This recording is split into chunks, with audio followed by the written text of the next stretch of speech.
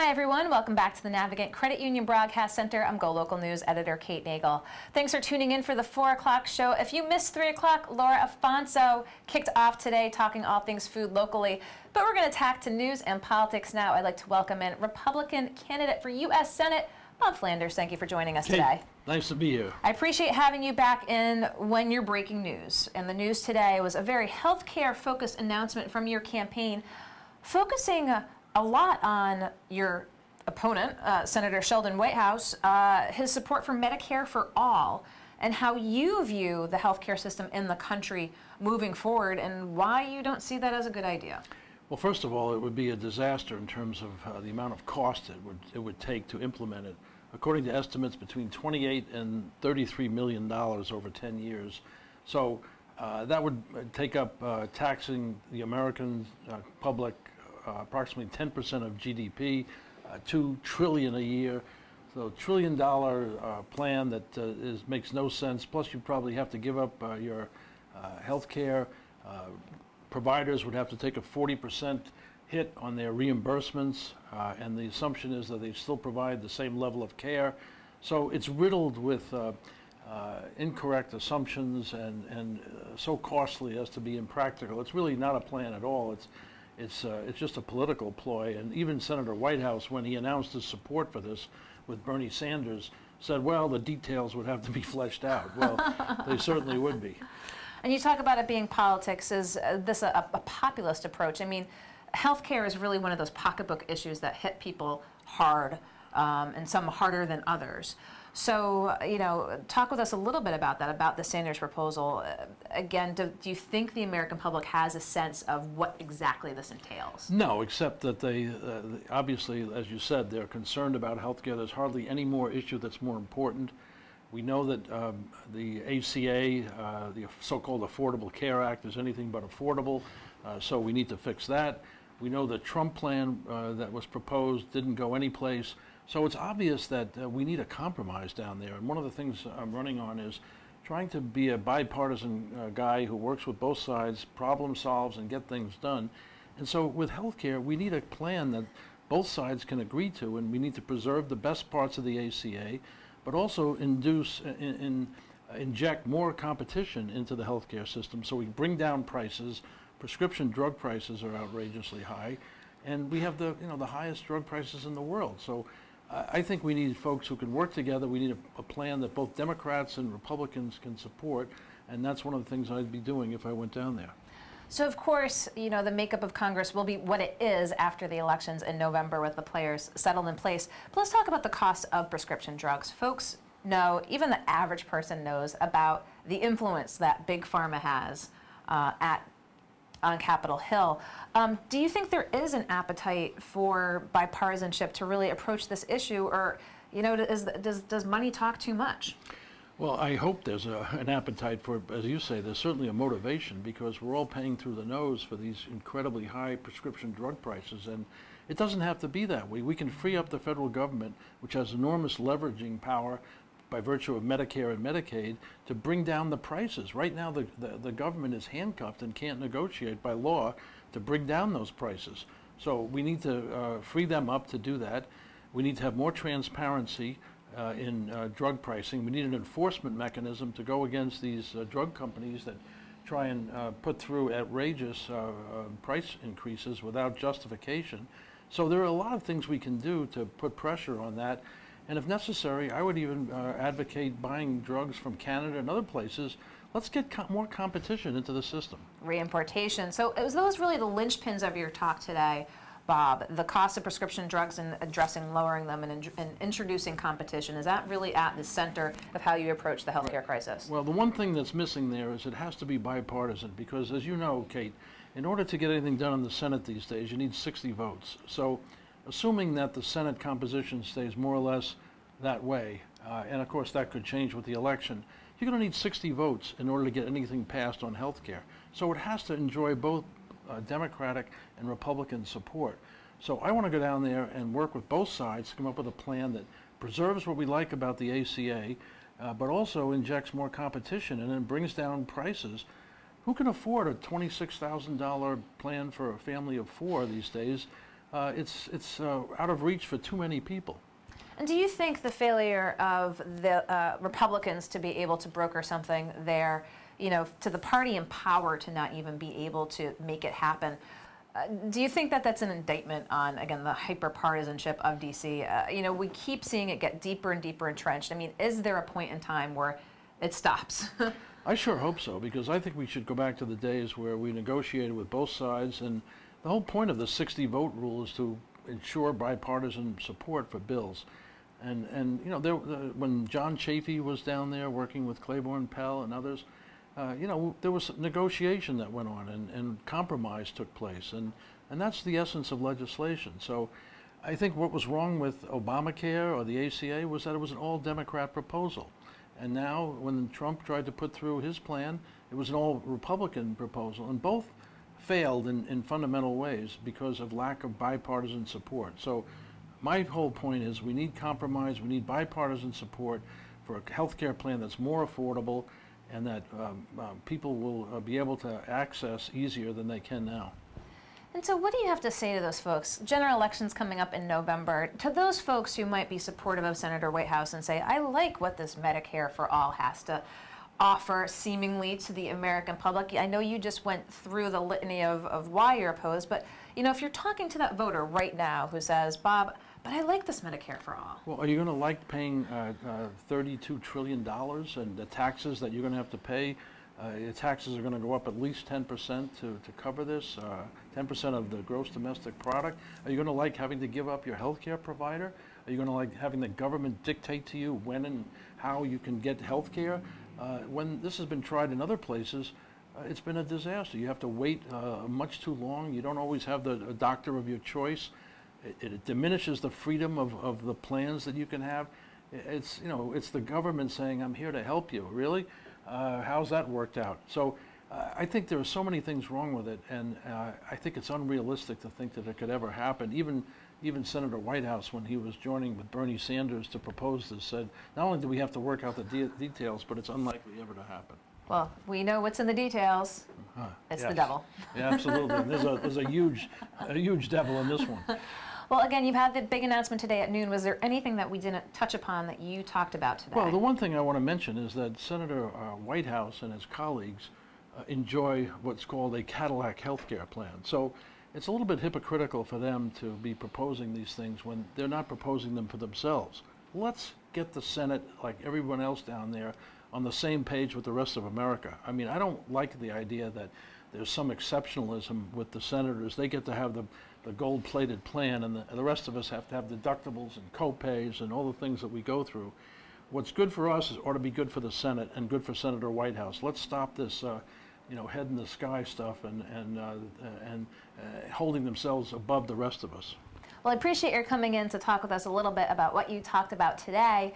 We're going to get local with healthcare here in just a second with the former president of the Hospital Association of Rhode Island. But Bob Flanders, thank you so Kate, much always a pleasure. for taking the time to come in. Don't go anywhere, and you don't go anywhere. We'll be right back here in the Navigant Credit Union Broadcast Center.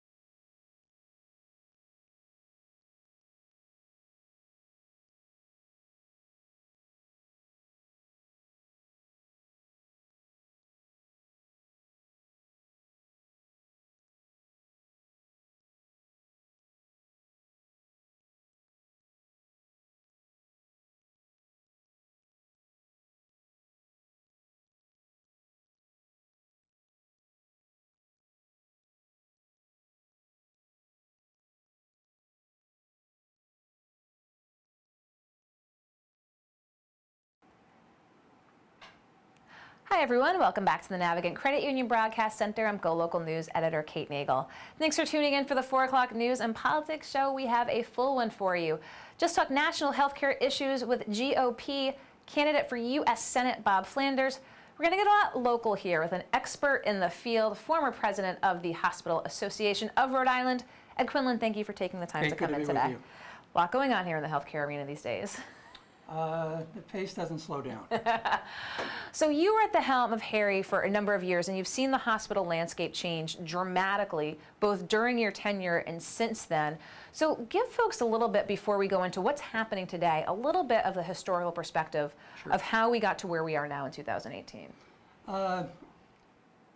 I retired just 4 years ago, and we already have one fewer hospital.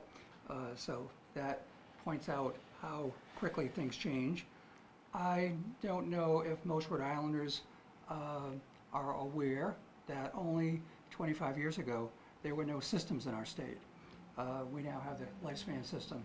We now have the Care New England system. We have the Charter Care system. Even Eleanor Slater Hospital, a state institution, is a 2-hospital system.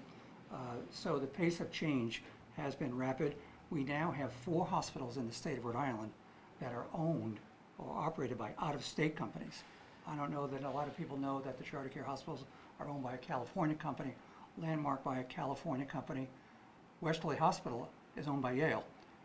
So that's 4 out of 11 that now have out-of-state owners. So you talk about, over the past 25 years, not having systems, going to healthcare systems.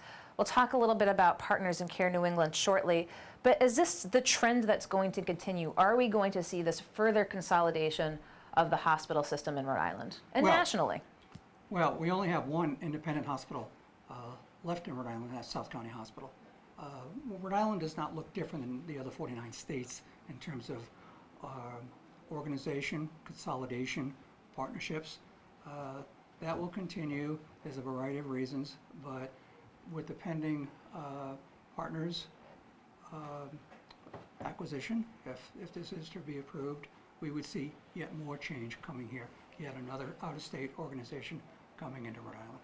Let's just talk about hospitals. We've had the former director of health here, Michael Fine, in that just says, we've got too many beds. We've got too much hospital, the hospital industrial complex. What do you have to say to that? Do we have too much? Or are we, again, having concerns about what might be looking like moving forward? Well, that's a discussion that's been held for many, many years. I unfortunately participated more often than I would have liked.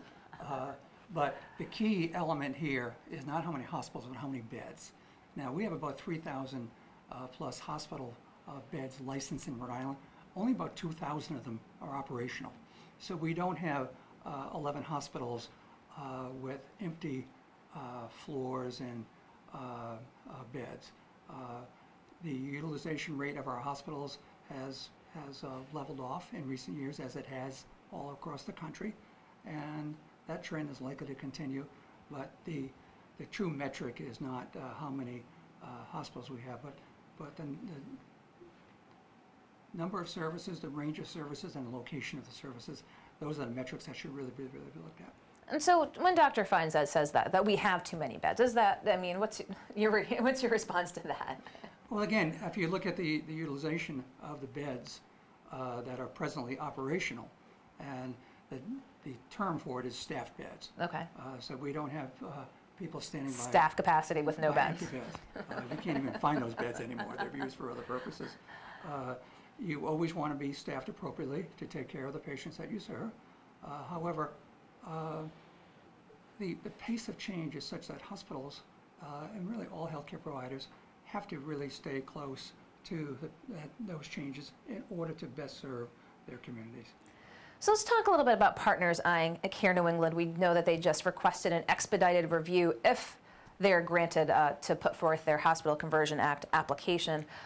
You know, we're here in the shadow of the Superman building. We saw what happened when Bank of America came in for Fleet. Didn't really work out so well for the Bank of America building there. With an out-of-state entity coming in, I mean, are there concerns about numbers of jobs and consolidation not benefiting Rhode Island, but in fact Massachusetts? Well, we have in state law the Hospital Conversion Act. which was created about 10 years ago to protect those concerns that you are raising. And that is, how do you best protect the ability of hospitals to care for their communities?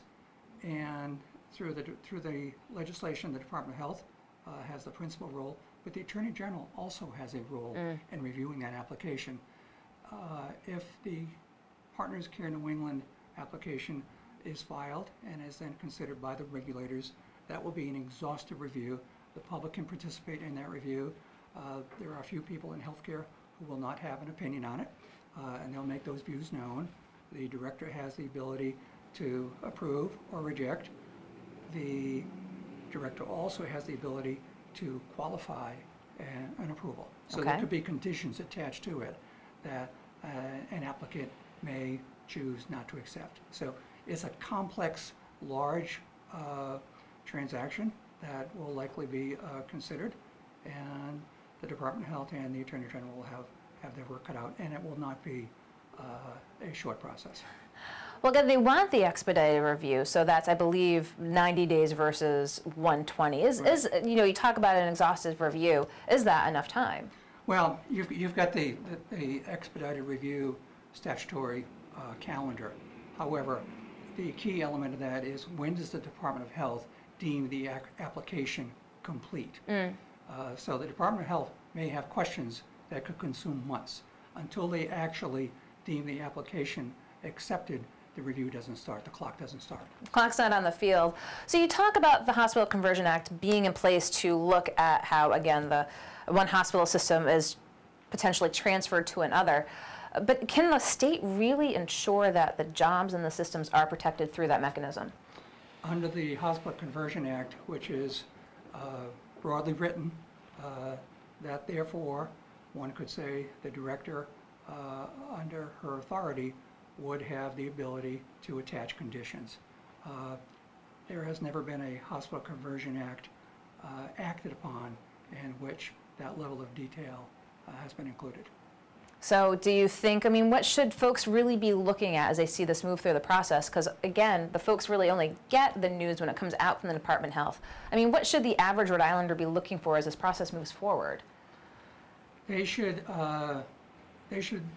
pay attention to the reporting, the media coverage of the application itself. But there is no regulator who has the ability to anticipate every scenario that others might be concerned about. Some might talk about, well, there might be an exit of patients to Boston. We already have the Brigham Partners Hospital, who has been active with a service at Kent Hospital now for many, many years. We're in a regional marketplace. So the likelihood of that happening is not supported by history. So, as you said, not supported by history, so the likelihood of that being in there, again, the potential, because a lot of the talk right now is for more Rhode Islanders having to go up to Boston for their health care, which clearly a number of Rhode Islanders have concerns about. Are there any avenues for protections? And as you said, hasn't been any stipulations in the past. Will Rhode Islanders be going to Boston more for their health care if the Partners Care New England acquisition goes through? I would suggest that history be considered. Right now, and this comes as a surprise to many Rhode Islanders, Rhode Island on the inpatient side is actually a net importer. More patients from neighboring states come to Rhode Island for care than leave Rhode Island. And where are they coming from? they're coming from across the borders. And so I think that speaks well of healthcare in Rhode Island. And I think people typically want their care as close to home as possible. And that is true. I don't know that most cases that were to leave Rhode Island and go to Boston, go to New Haven, would typically be a situation in which the volume of those cases in Rhode Island is very, very small. So that expertise might not be here. It's a small, small number. Changes in how patients will seek their health care in Rhode Island, history does not suggest that has happened. So let's take, again, a broader look, taking a step back here. We're keeping an eye on Partners and Care New England, and as you mentioned, 25 years ago, there were no healthcare systems in place. We talk about Charter Care, Landmark Hospital, all being owned by out-of-state interests. What is, again, what does this mean for healthcare in Rhode Island to have so much of the control and power and purse strings being dictated by out-of-state interests? Patients typically won't be able to see it, touch it. Patients will evaluate a hospital by the quality of care that they have received in the past, by their relationship with their primary care physician and their physicians that they might have a chance to use. So they are not going to be looking at the ownership issue as much as they are the hospital that they've had experience with in the past. So both hospital issues, also pocketbook issues. I know the health insurance commissioner warned of potential health insurance premium increases if the Partners Care New England acquisition deal moves forward as well. Do those play into it? Will folks, there's the hospital side and the care side, but there's also the pocketbook side. I think until the application is filed, it is very, very, very, very difficult to make that that assessment right now. Most of those questions have been raised publicly for the past year, and doing so, you probably have seen both Care New England and Partners try to anticipate some of the questions and concerns people might have and address them going forward. So we've talked about what the regulators will look at with the Hospital Conversion Act application. Are health insurance premium costs part of this review process? No, because that's not predicted. You have to look at how hospitals are reimbursed. The majority of hospitals in Rhode Island, significant majority of hospitals, their prime payer source is government. It's through the Medicare or Medicaid program. Providence hospitals are even higher, maybe 60–70%. So those rates are set. We have a cap in Rhode Island established by the Insurance Commissioner 10 years ago on the rate of increase every year. So there are very, very few opportunities for hospitals in Rhode Island to really, really do much on the pricing side. And it's probably contributes significantly to 2/3 to 3/4 of hospitals in Rhode Island every year lose money. And is that trend ever going to change? I mean, tell viewers about the profitability of hospitals and where that trend is going both nationally and locally. The margin being that figure that represents your revenue over your expenses. And in Rhode Island, we typically, in recent years, have averaged a margin of less than 1%. The national average is approaching 4%. So Rhode Island has struggled in recent years. And why is Rhode Island behind the 8 ball? I think you're going to always see the, shall we say, discussion between payers and providers as to what the appropriate level of care is. The hospitals will say if we're giving $1 of care, we can't care properly for patients if we're getting 80 cents, 70 cents on the dollar. So the insurers will say we have an obligation to ratepayers to protect their premium levels. So that's a discussion that's gone on for 75 years and probably will continue to go on. And Medicare, Medicaid, Medicare rates, those are set in Washington. Medicaid is set in the state Rhode Island. States that are under budget pressures are going to see Medicaid as a big expense. Those reductions have followed. So while I have you in here, last question, Ed, before I let you leave, just had Bob Flanders here and telling folks why he is opposed to Senator Whitehouse's support of Medicare for all. Of course, the incumbent senator is supportive of it. What's your view from the national level? Well, Medicare for all, that has been discussed a number of years. It's almost a single payer model, and no state in the country has gone that route yet. Obviously, commercial insurers would not be pleased with single payer for all. I think it's a debate that will continue. I don't see it happening anytime soon, but if the Senator Senator Whitehouse has a view that this is best for the country, he will continue to pursue it, and I'm sure his opponent will likewise weigh in on why he does not see this being good for the country. Well, it's August and November is around the corner. November is directly around the corner. But again, we're keeping an eye on Partners and Care New England here and more in the healthcare industry, and wanted to take the time to have former Hospital Association of Rhode Island President Ed Quinlan in to talk about healthcare issues. Ed, thank you so much. Don't go anywhere, and don't go anywhere. We'll be right back with our next guest here in the Navigant Credit Union Broadcast Center.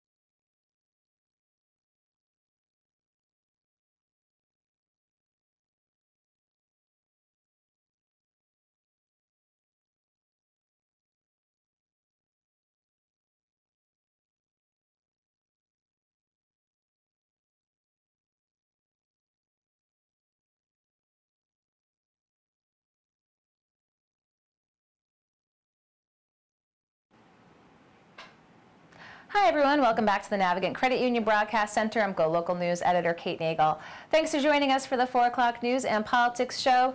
We've had a busy day this afternoon here talking politics, but we're going to talk a little bit of news right now. As you may have seen in recent weeks, there have been some beach closures. There's always beach closures, but Bonnet Shores Beach Club, third beach. I wanted to get in the director of the Center for Food Protection and Beach Water Monitoring, Dr. Ernie Julian with the Department of Health. Thank you for joining us today. Okay. So the Department of Health monitors beach water quality across the state. We get constant notices of beaches, especially in more sort of urban areas on the bay that we'll see there might be some closures for. It might be the Warrentown Beach, it might be Oakland Beach, and it has to do with the overflow and what the environments like are there.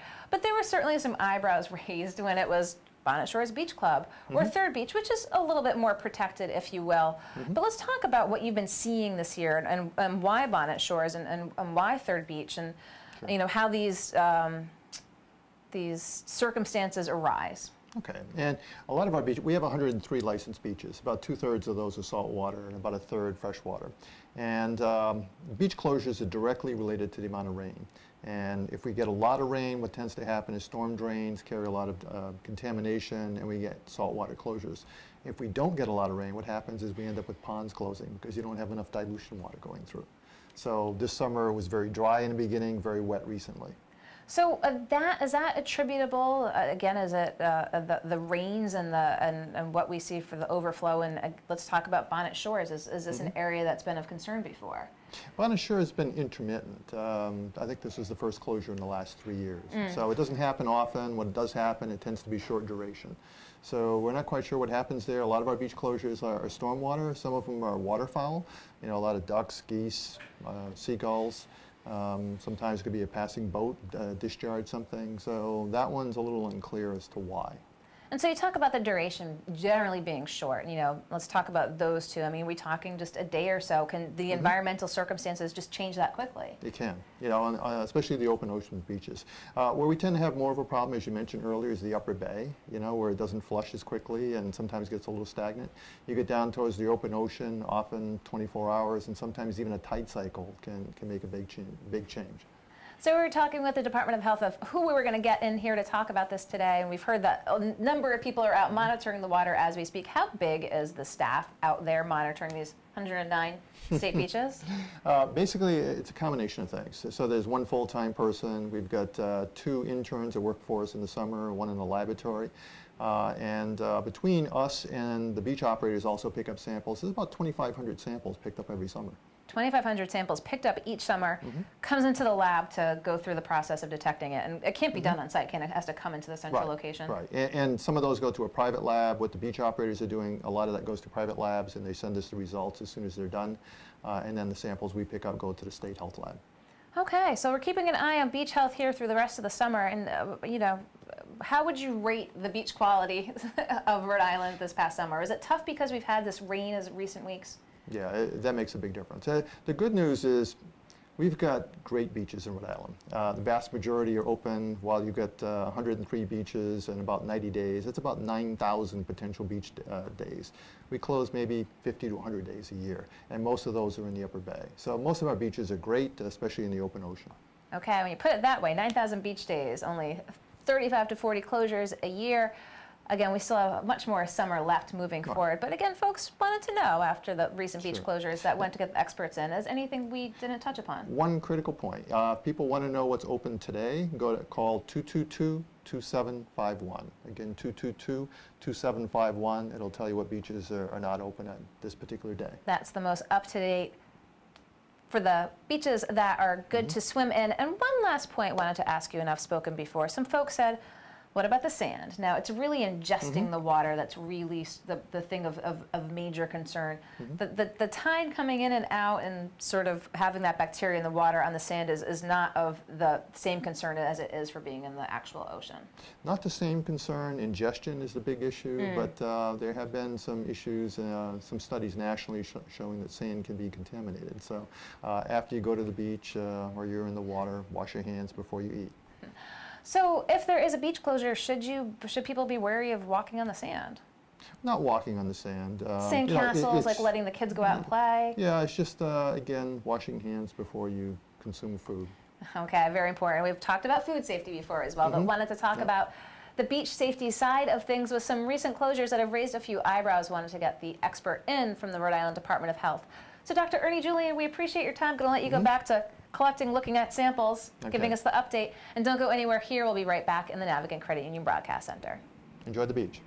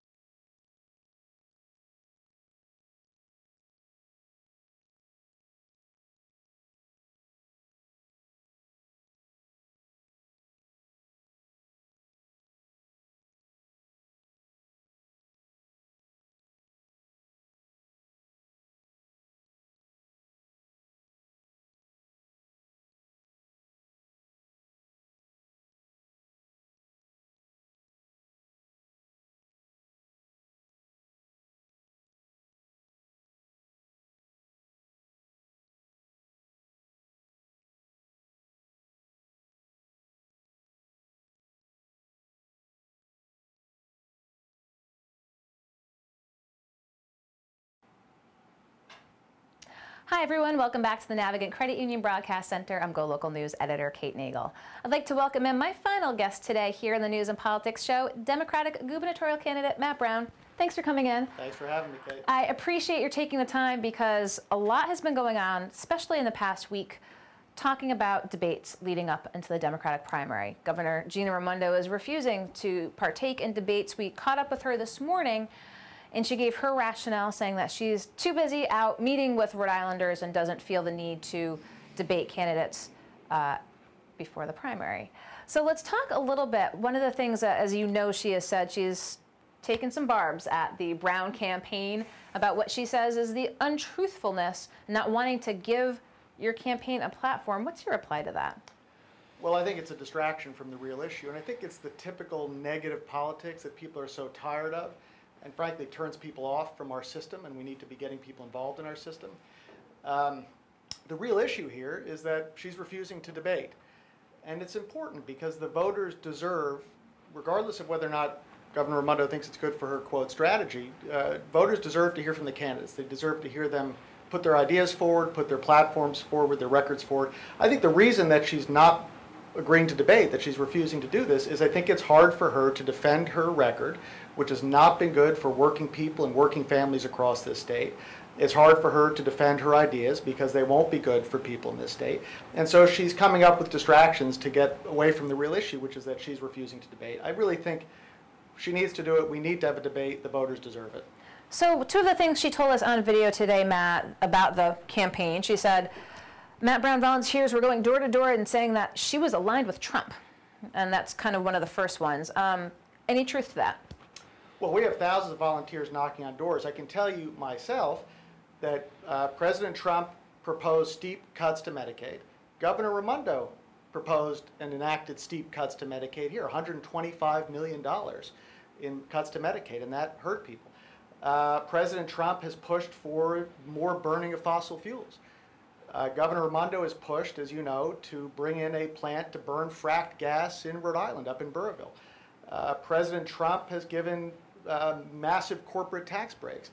Governor Raimondo's primary agenda for the last 4 years has been massive corporate tax breaks. I have a very different vision.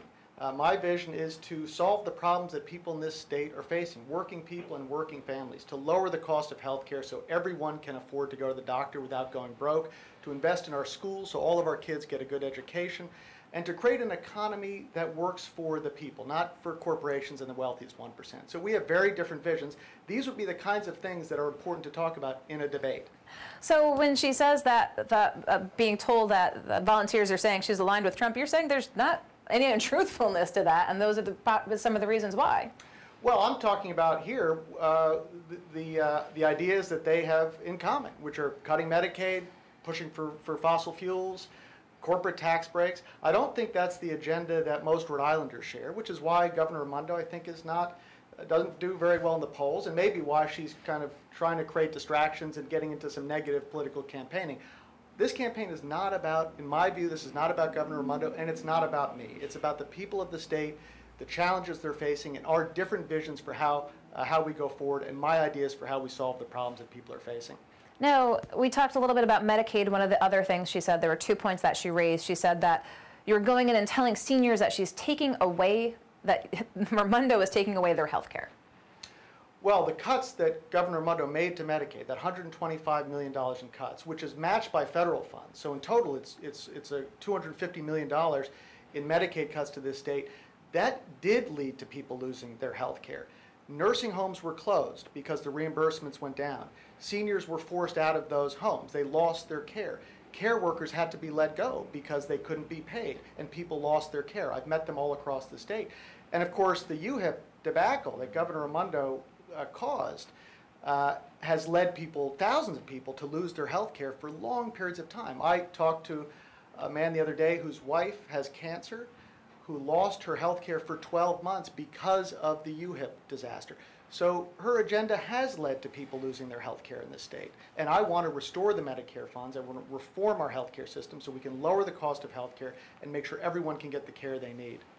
And so I feel like I've gone to one side and the other. That's what I'm doing, because in the absence of a debate, there's no other mechanism at this point. So she keeps repeating what she says she thinks are lies or untruths from your campaign, but that's the point of a debate, is having people in to come and have that face-to-face discussion and let Rhode Islanders and let viewers know exactly where you stand on each side. Now, in your opinion, has the governor, since being elected, had any truths or misrepresentations herself? One of the ones we asked about when she ran, she had promised to have an independent investigation into 38 studios. That did not happen. We saw what happened from the Attorney General, the outcome of that investigation. Are there any others that you would raise if you were in the debate? Well, I don't know if I'd raise in the debate. In the debate, I'd like to focus on my ideas and what I'm hearing from people across the state, which is that the system isn't working for them, and we need to address that, and we need to solve these problems. I mean, look, she promised that she would provide driver's licenses for all immigrants. She didn't do that. She said that UHIP would be fixed a long time ago, and it wasn't. And these are issues that really have hurt a lot of people in this state. We know the UHIP issue. We know about the licenses. But again, in my view, this campaign is not about Gina Raimondo. It is not about Matt Brown. It's about the people of this state, and that's what I want to have a debate about. But I would say if she has things she wants to discuss or disagree with me about or challenge me on, the debate is the format to do that. And I would be happy to answer any questions she has and to compare our visions and our records. My record is a lifetime of working to solve problems, to strengthen Rhode Island communities. I've been doing it for a long time, going back to starting City Year 25 years ago. I've been working in our communities here for a long time to help working families and working people. It's a very different background than she has, and that could also be part of the debate. And so let's boil it down and talking about the debates. I mean, you're giving your viewpoint here, she's giving her viewpoint there. I mean, is this good for democracy? No, it's not. It's bad for democracy. I think people, you're a journalist, and I know that journalists are looking into this, but from what I've heard, people are having a hard time remembering a campaign for governor. This is to lead the state. Not having a debate in a primary.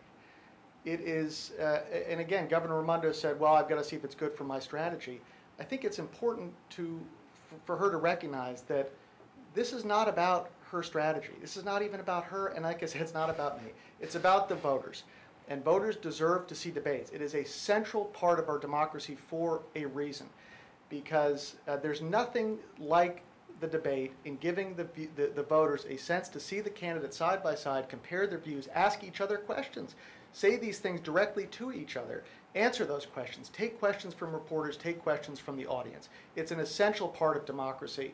And by the way, I think we'd have to question a person running to lead the state who believes, as apparently Governor Raimondo has indicated, that debating in front of the voters isn't a good strategy for them. You've got to wonder, why not? What is it that she doesn't want the voters to hear? What is it that she's uncomfortable talking about? I would suggest it's her record over the last 4 years, her record prior to that, and her ideas, which aren't working for people in this state. And I would like to get out there and talk about these ideas face to face, and I think the voters deserve to see it and hear it. Well, wanted to have you in again today after we've talked with both candidates here, and we'll be talking with more candidates as well. Anything else, Matt, you'd like to share with viewers while we have you in the studio? Well, just how great it is to be campaigning. I mean, one of the things I've always loved about it is you talk to everyone, and everyone talks to you when you're running for office. They want you to hear their views, and it's such a privilege and such a special experience that I've always loved about politics and being a candidate is you just meet everyone across the state. And it's an incredible, Rhode Islanders are incredible people, very diverse, very different viewpoints, but a very common message, I would say, that I've been hearing, and I think our volunteers have been hearing, which is that we've got a system here that is not working for people. Everything costs more than it used to. People don't make any more money than they used to. They can't afford their health care. The school buildings are falling down. It's not working. And they're really responding to the ideas that I had, which are new and bold and are dedicated to solving those problems for people. Well, I appreciate your taking the time to come back in to talk about this here. I'm sure I'll be talking with you moving forward. I look forward to it. Matt Brown, thank you so much. Okay. Don't go anywhere. We're going to be right back here in the Navigant Credit Union Broadcast Center to wrap up.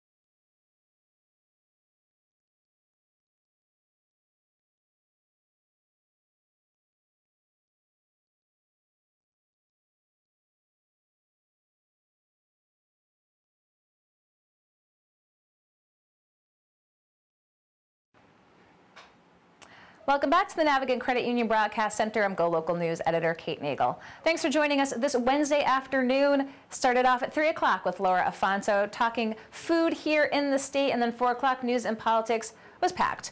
Started off with GOP gubernatorial candidate, U.S. Senate candidate Bob Flanders talking about why he's opposed to Senator Whitehouse's Medicare for All support, talking about how he would address the skyrocketing costs of health care in the country. Speaking of healthcare, had Ed Quinlan, the former president of the Hospital Association of Rhode Island, talking about the current landscape, potential for a Partners Care New England merger, what that might look like, and the landscape moving forward. Speaking of healthcare, Dr. Ernie Julian with the Rhode Island Department of Health. He is with the Beach Water Monitoring Program, came in to talk about some recent beach closures, including Bonnet Shores Beach Club and Third Beach, and what they've been seeing environmentally this beach season. With the 109 state beaches, said there are 9,000 approximately beach days here in the summer, and that so far 35 to 40 of them have been closed. So he said that's not too bad a number. And then finally want to thank Matt Brown, Democratic gubernatorial candidate, coming in after we caught up with Governor Gina Raimondo this morning again about her refusal to continue to have any sort of debate on the Democratic side prior to the primary. Her reasons why we heard from this morning, calling out Matt Brown for what she said were untruths in his campaign. Matt Brown responded, they're actually truths. So I appreciate everyone coming in here to the studio. Appreciate your watching. We appreciate your feedback. We look forward to seeing you back here tomorrow in the Navigant Credit Union Broadcast Center. I'm GoLocal News editor Kate Nagel.